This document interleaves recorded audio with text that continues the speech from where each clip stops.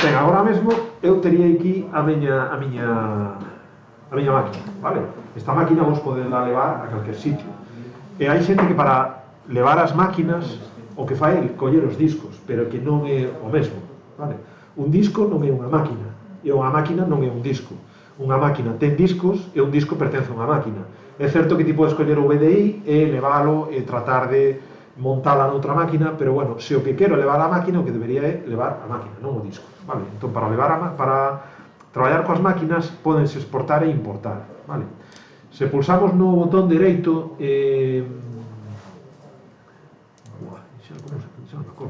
no, mellor, por file, vale? E lle dicimos exportar appliance, vale?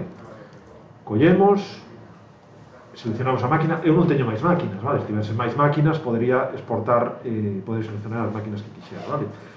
E damos a seguinte e dicimos formato Open Virtualization correcto.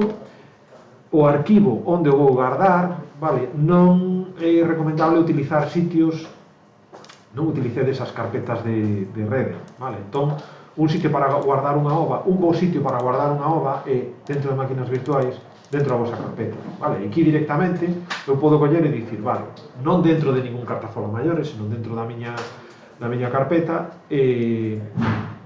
podo escoller este nome de arquivo e vai non guardar como .ova, vale? Dicimoslle que, bueno, que grabe o manifest file, da igual, e listo, vale?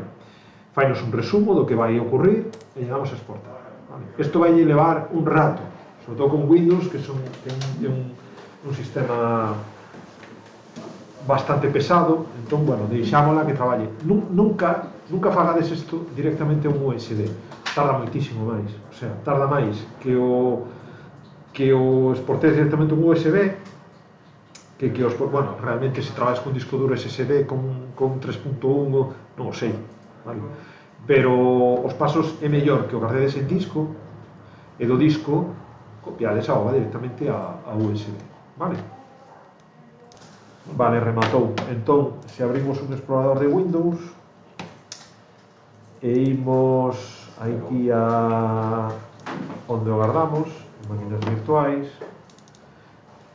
veremos que temos aquí un .ova, vale? Non estamos a ver as extensións, porque isto se pode... Onde se podía cambiar isto? Opcións avanzadas. Non me acordo como se cambiaba para ver as extensións. Bueno, temos aquí un arquivo .ova. Vale. Correcto. Sí, señor. Extensiones... Xa está.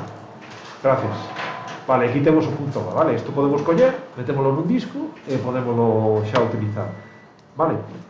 Así como exportamos, despois para importar é moi sinxelo, vale? Damos de import, escollemos o noso arquivo .ova, vale?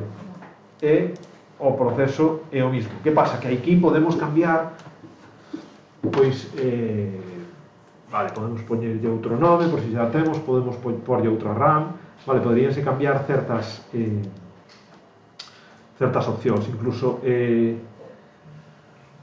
sería interesante que seleccionar esta opción, vale? Benjamín siempre nos decía que cambiáramos la RAM. Benjamín é moi fervente admirador de cambiar as Macs, porque claro, que ocorre se eu clono unha máquina ou xero unha máquina cunha OVA e importo no equipo de Mónica, e Mónica fai o mesmo, bueno, Jorge fai o mesmo con a máquina de Mónica, e teñen a mesma Mac e as metedes na rede, que temos un problema, vale? Entón, as Macs despois podense cambiar, pero para evitar problemas, pois, é interesante, pois, xerar Macs, porque senón fai unha copia tal cual, vale? Con todos os... A Mac sabedes o que é? Claro, ti sí, pero o resto non sabedes o que é, non?